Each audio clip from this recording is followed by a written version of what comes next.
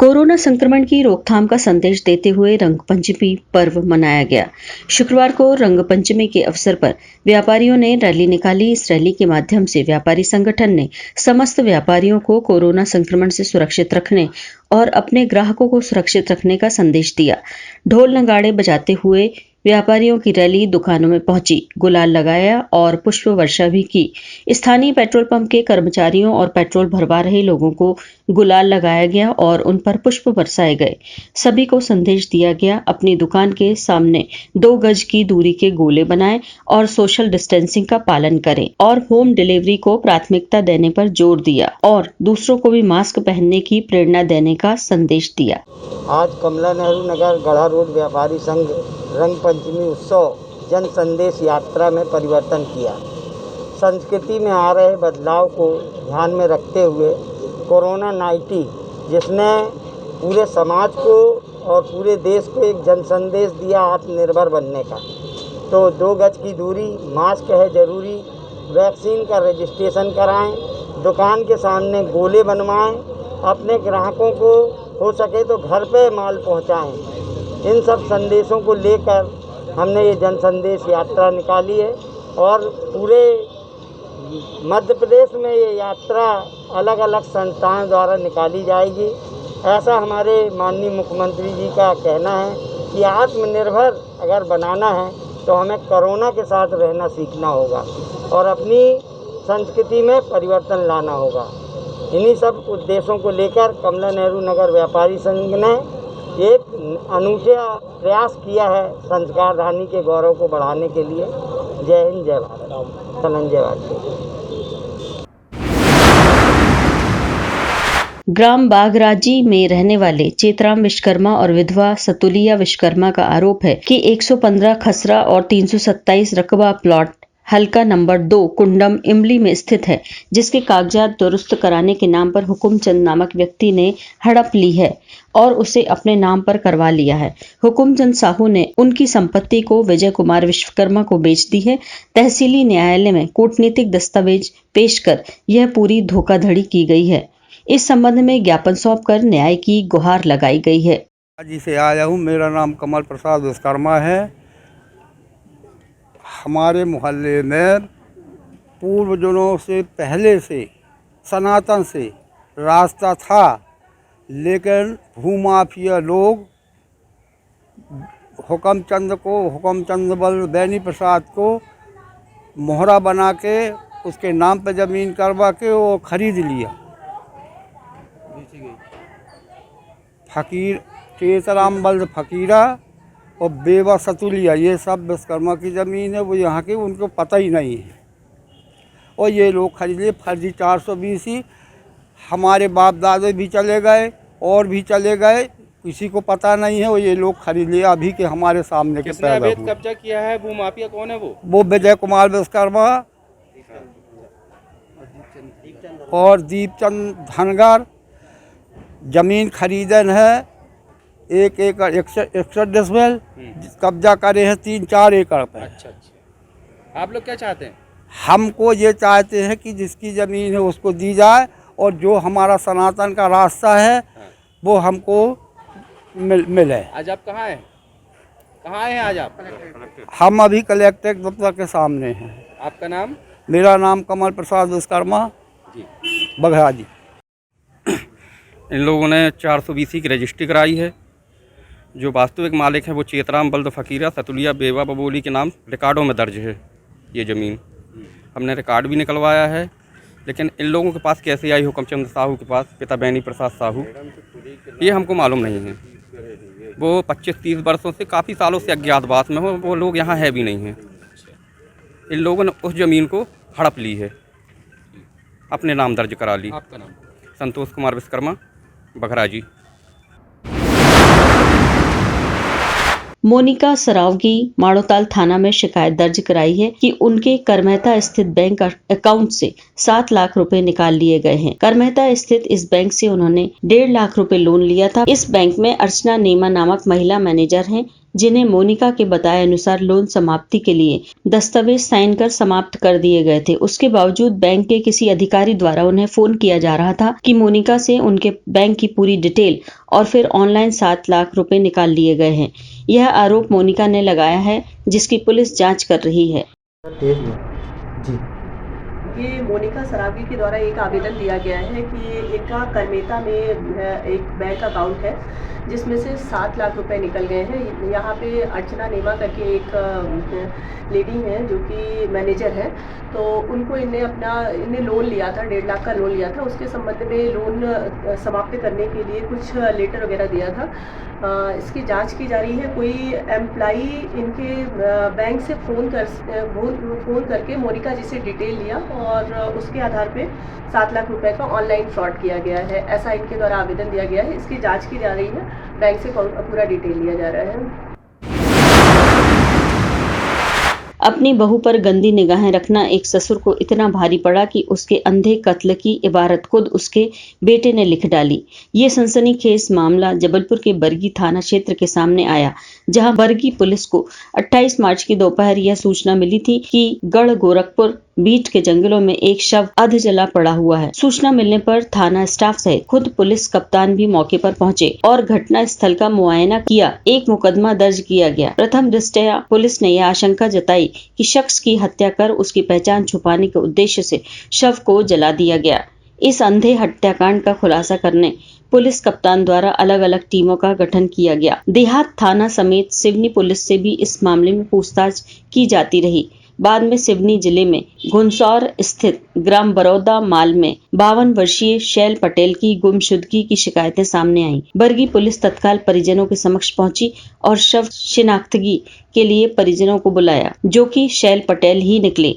मृतक की पत्नी रमाबाई ने पुलिस को बताया कि 26 तारीख को उनके पति शैल कुमार पटेल को आयुष शर्मा उर्फ छोटू मनोज उर्फ पंडा अपने साथ मोटरसाइकिल में बिठाकर ले गए थे और उसके बाद से शैल कुमार घर वापस नहीं लौटे। पुलिस आयुष शर्मा और मनोज की लगातार सरगर्मी से तलाश कर रही थी। इस बीच दोनों को अभिरक्षा में लेकर जब पूछताछ की गई तो इस पूरी बात का खुलासा हुआ कि यह हत्या मृतक के बेटे ने ही रची थी। आरोपियों ने बताया कि उनके ही गांव में रहने वाले प्रमोद पटेल ने उनसे अपने पिता के कत्ल के एवज में 50,000 रुपए देने की बात कही थी और एडवांस में 15,000 की राशि दी गई थी।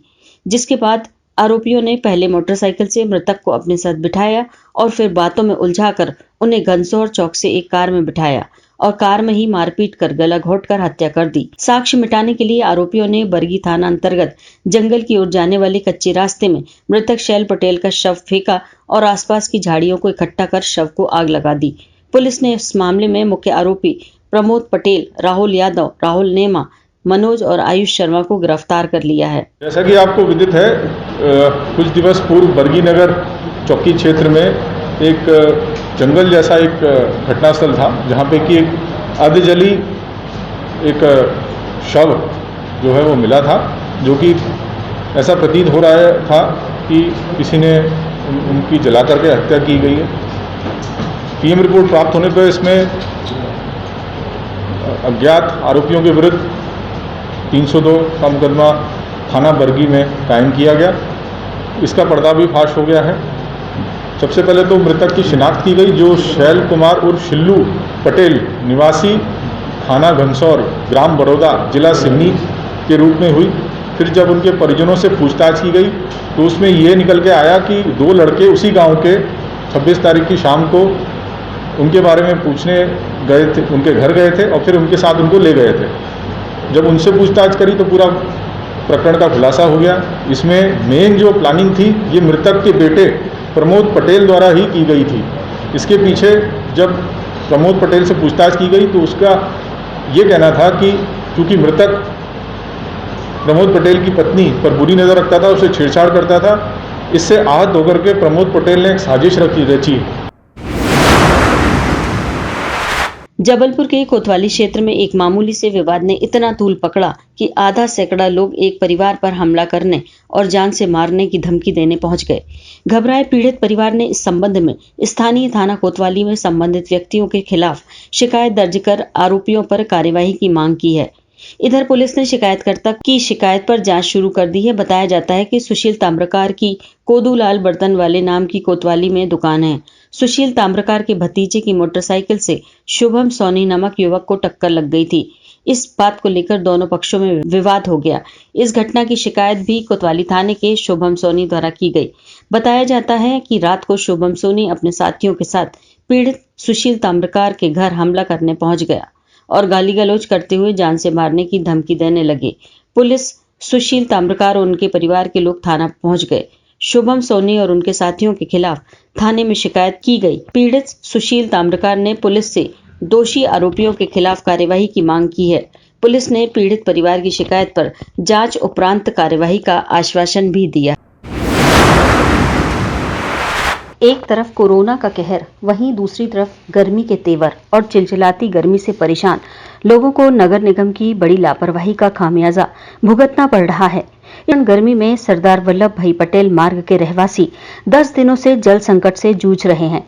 नगर निगम द्वारा सरदार वल्लभ भाई पटेल वार्ड में लगाई गई जल वितरण के लिए पानी की बोरिंग और स्ट्रीट लाइटों का बिजली बिल का भुगतान नहीं किया गया, जिसको लेकर बिजली विभाग द्वारा लगातार नगर निगम को बिल का भुगतान करने के संबंध में अवगत कराया जा रहा है। लेकिन नगर निगम की उदासीनता और लापरवाही के चलते बिजली विभाग द्वारा सरदार वल्लभ भाई पटेल वार्ड में बोरिंग में दी जा रही बिजली और स्ट्रीट लाइटों की बिजली के कनेक्शन काट दिए गए हैं, जिसके कारण सरदार वल्लभ भाई पटेल के वार्ड वासियों को नगर निगम की लापरवाही का खामियाजा भुगतना पड़ रहा है, जिसके कारण क्षेत्रवासियों को विगत 10 दिनों से जल संकट से जूझना पड़ रहा है। क्षेत्रवासियों की माने तो नगर निगम को कई बार लाइट कट जाने के बारे में अवगत कराया गया, साथ ही उन्हें बिजली विभाग द्वारा बिजली बिल जमा करने की भी बात कही गई, लेकिन नगर निगम की उदासीनता के चलते 10 दिन से इस क्षेत्र के वासी भीषण गर्मी में बूंद बूंद पानी के लिए तरस रहे हैं। साथ ही लाइट बंद हो जाने के कारण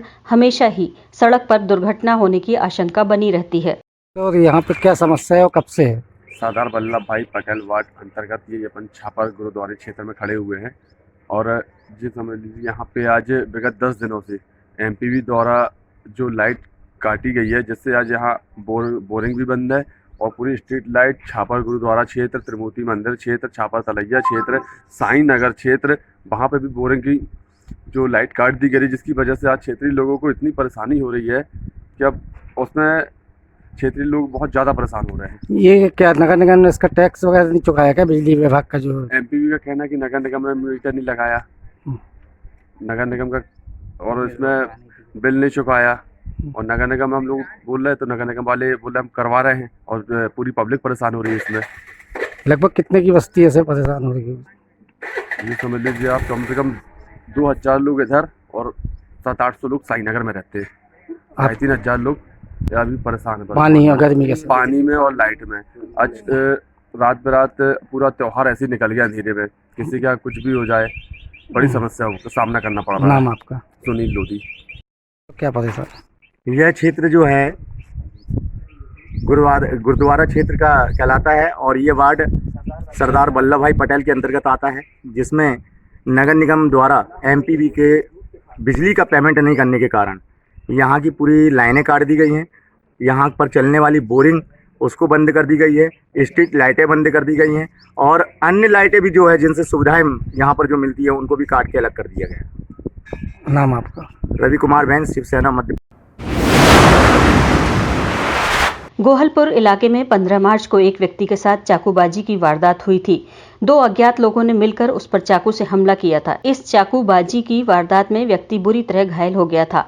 हमला करने वाले दोनों अज्ञात व्यक्तियों की शिनाख्त नहीं हुई थी।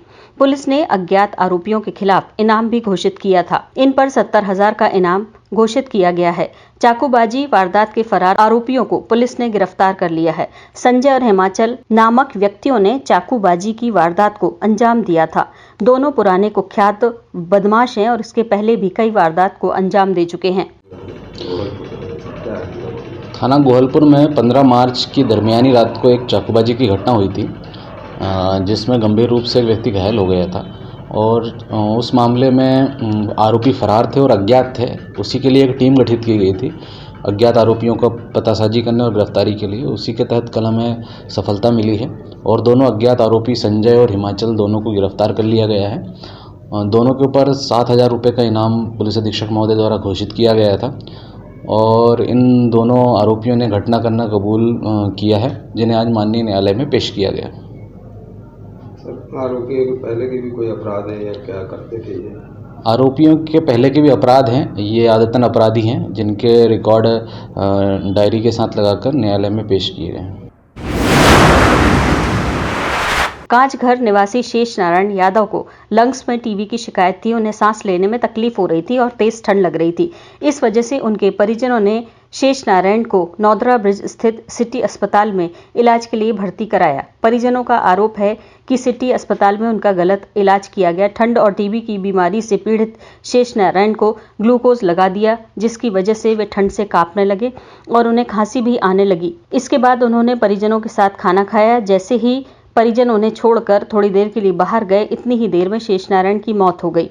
ड्यूटी पर कोई जिम्मेदार डॉक्टर मौजूद नहीं था। एक कुशवाहा नामक शख्स वहां बैठे हुए थे, जिनका तर्क है कि वह सीनियर डॉक्टरों के बताए अनुसार मरीज का ट्रीटमेंट कर रहे थे। मैनेजमेंट देखने वाले मिस्टर चतुर्वेदी भी नीम हकीम डॉक्टर बनकर मरीजों का यहाँ इलाज कर रहे हैं। कोई भी MBBS डॉक्टर ड्यूटी पर तैनात नहीं था।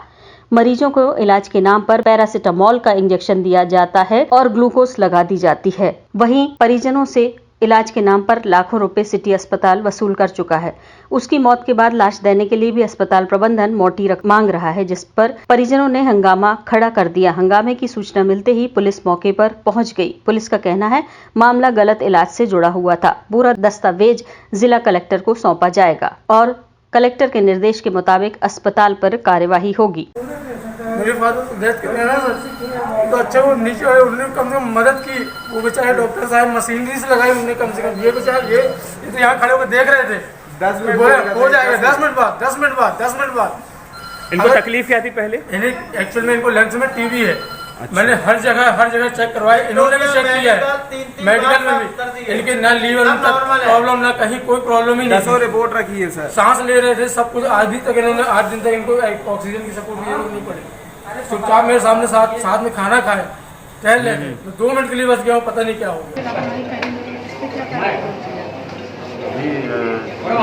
शेष नारायण यादव जी के मृत्यु के संबंध में सूचना प्राप्त हुई थाने पर, और हम लोग अभी यहाँ पर आए हैं। उनकी फाइल लेके, उनका एप्लीकेशन लेके और कलेक्टर साहब के पास कार्रवाई के लिए तो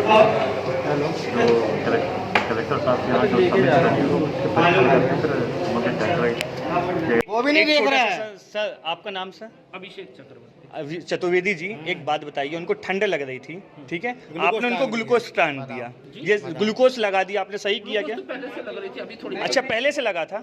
जो उनका लाइन ऑफ ट्रीटमेंट डॉक्टर ने बताया है, उनका जो लाइन ऑफ ट्रीटमेंट है वो चल रहा था। हाँ। आपको कोई भी लाइन ऑफ ट्रीटमेंट से अगर लगता है कि डॉक्टर का लाइन ऑफ ट्रीटमेंट गलत है, मैं बार अटेंडेंट से सबसे कह रहा हूँ PM करवा लीजिए। एवरीथिंग विल बी क्लियर कि कॉज ऑफ डेथ PM का क्या है। अच्छा। नहीं, आपने उनको ठंड लगी थी, ग्लूकोज जो लगवा दिया, ये सही किया क्या? मैं एक क्वेश्चन लेते चतुर्वेदी जी, एक शब्द का जवाब दे दीजिए। आप डॉक्टर नहीं। अच्छा, आप डॉक्टर नहीं, आप कौन है सर? मैं मैनेजमेंट देखता हूं। आप मैनेजमेंट देखते हैं। यहाँ डॉक्टर कौन से? मैं आपसे फिर कैसे बात कर सकता हूँ? आप नहीं, आपने उनको ग्लूकोज लगा दिया था कुशवाहा जी, तो आपने सही किया था, उनको ठंड लग रही थी। और जब मरीज को बुखार आया तो ग्लूकोज लगाते हैं, तो उनको एविल, डेका और पैरासीटामोल इंजेक्शन लगा। अच्छा। हाँ, मगर जो रूटीन का ट्रीटमेंट है, हाँ, जो ड्रिप है, अच्छा, तो जो ग्लूकोज डॉक्टर एडवाइस करते हैं, कंसल्टेंट एडवाइस करते हैं, उसके आधार पे हम लोग उसको फॉलो करते हैं। तो आपके सीनियर्स ने ये एडवाइस किया था, ठीक है ना?